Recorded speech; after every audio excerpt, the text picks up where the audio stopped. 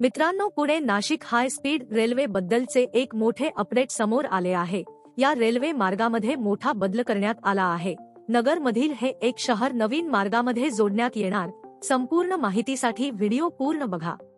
मित्रांनो, त्याआधी आपण जर आपल्या चॅनलवर नवीन आहात तर चॅनलला सबस्क्राइब करा व बेल आयकॉन प्रेस करा, जेणेकरून तुम्हाला नवीन व्हिडिओचे अपडेट मिळत राहतील। आणि इन्फॉर्मेशन अड्डा या आपल्या व्हॉट्सअप आणि टेलिग्राम चॅनलला जॉईन करा, तिथे आपण असे अपडेट टाकत असतो। त्याची लिंक ही डिस्क्रिप्शन मध्ये दिली आहे। चला तर मग सुरू करूया। मित्रांनो, पुण्याला समृद्धी महामार्गाने जोडण्यासाठी औद्योगिक महामार्गाच्या आराखड्याला मंजुरी देण्यात आली आहे। तसेच या दोन शहरांदरम्यान Pune Nashik semi high speed railway प्रकल्पालाही मंजुरी देण्यात आली असून या मार्गासाठी भूसंपादनाची प्रक्रिया सुरू करण्यात आली होती।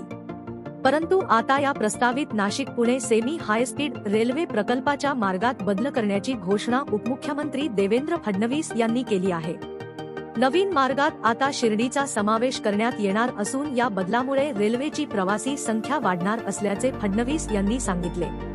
Nashik Pune semi high speed railway प्रकल्पाच्या मूळ आराखड्यानुसार नाशिक, संगमनेर, पुणे असा 235 किलोमीटरचा मार्ग होता। प्रकल्पाची किंमत 16,000 कोटी रुपये होती। नवीन मार्गामुळे नाशिक पुणे मार्गात 30 किलोमीटरची भर पडणार आहे। या मार्गावर 12 ते 16 कोचची रेल्वे धावणार आहे। ही रेल्वे सेमी हाय स्पीड असणार आहे। या प्रकल्पाबाबत रेल्वे मंत्री अश्विनी वैष्णव यांच्याशी चर्चा केली होती।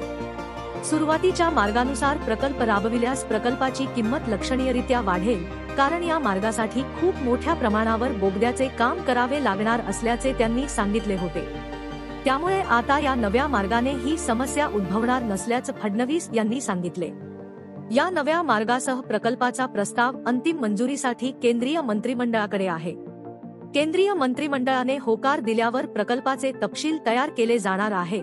या मार्गावर 30 किलोमीटरचा अतिरिक्त प्रवास असला तरी प्रवासाचा कालावधी तसाच राहील, असे सांगण्यात आले आहे। या प्रकल्पासाठी 16,039 कोटी रुपये खर्च अपेक्षित आहे आणि बांधकाम सुरू झाल्यापासून ते पूर्ण होईपर्यंत 1,200 दिवस लागतील। संरेखनानुसार 260.15 किलोमीटर रेल्वे मार्गावर 24 रेल्वे स्थानके बांधली जातील।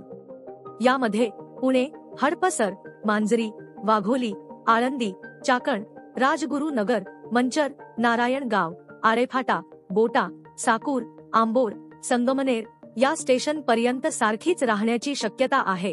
परंतु पुढे शिर्डी असल्याने मार्गात बदल होणार असून नवीन रूट अलाइनमेंट आल्यानंतरच पुढील स्टेशन्सची माहिती मिळेल। या आधी संगमनेर मधून निमोण, नांदूर, शिंगोटे, सिन्नर, मुहाद्री, वडगाव आणि नाशिक ही स्थानके यादीत होती।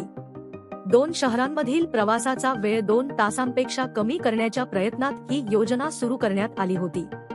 याशिवाय व्यापार, पर्यटन आणि धार्मिक प्रवासही वाढण्याची अपेक्षा आहे। तर धन्यवाद मित्रांनो, आजच्या व्हिडिओसाठी एवढेच। व्हिडिओ कसा वाटला कॉमेंट्स करून नक्की सांगा आणि सबस्क्राइब करायला विसरू नका।